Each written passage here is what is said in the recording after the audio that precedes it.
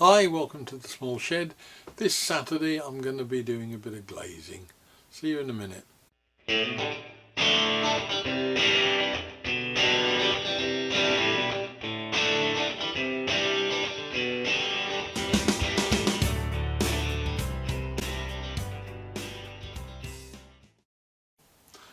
Now, following on from the revelations a week or so ago that one of my ancestors was a journeyman plumber glazier, and knowing that my plumbing skills aren't up to much, thought I'd have a crack at doing some glazing this week. First thing I need to do though is to paint the frames. Yeah, well, of course, there you are. Nothing is straightforward in this world. It's not real windows, it's model windows.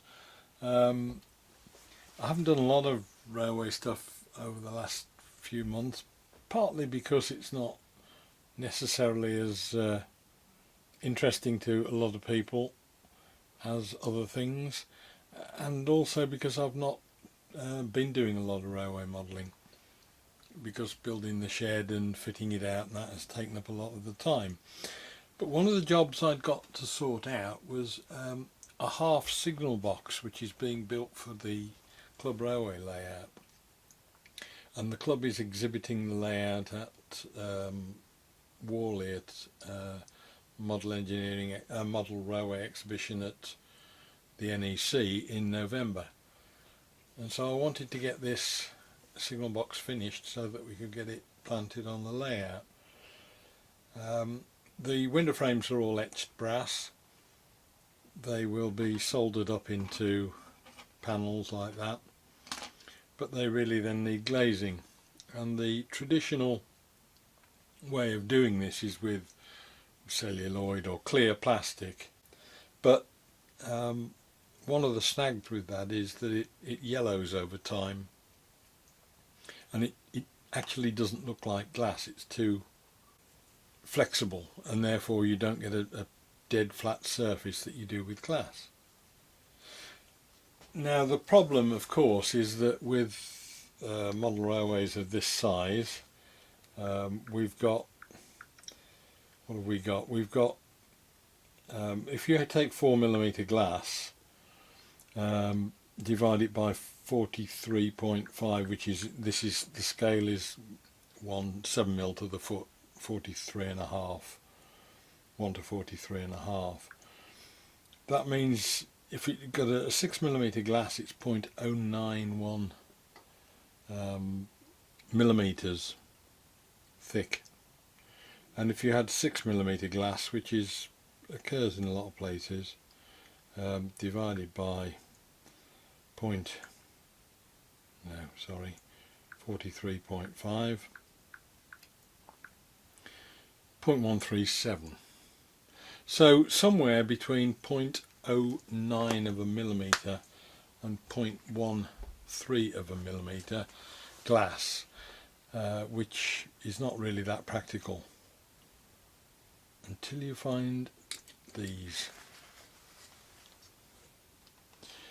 And these are slips from microscope slides. They're glass, you can hardly see them, and they are between 0.09 and 0.13 thick, depending on manufacturing tolerances. So we have actually there got, it's shattered just like glass, real glass of the right thickness. So all I need to do once the window frames are painted is cut those to size, and that is the next problem. And to do that, you get a small diamond stylus, and then just like with the normal full-size glass, you score a line and then snap it like that, and that has snapped a tiny little piece off to a straight line. Difficult to film because it's so small, but we're going to have a go at that anyway. But first of all, I just need to get this paint on the window frames. painted the frames with a spray etched primer first, just to get a bit of a bite on the brass, because it doesn't take paint very well, and then went on with a coat of white on top of that. There's a frame on either side of the glass because you'll be able to see both sides of it, both from within the signal box and outside it.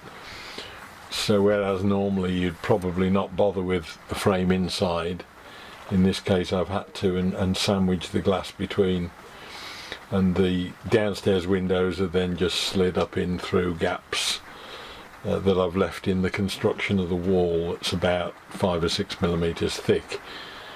The brickwork then was picked out, the mortar courses are then picked out. You get a solution effectively of cream paint and thinners that floods into the gaps between the bricks, and then you just wipe it all off with a tissue, and that leaves you the mortar lines all in place.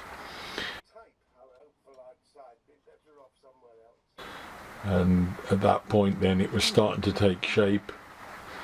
It didn't actually ever get completed in time for Worley, which is a bit of a shame, but there's another exhibition this year, so we'll see it finally planted in place later on. The steps all had paint applied.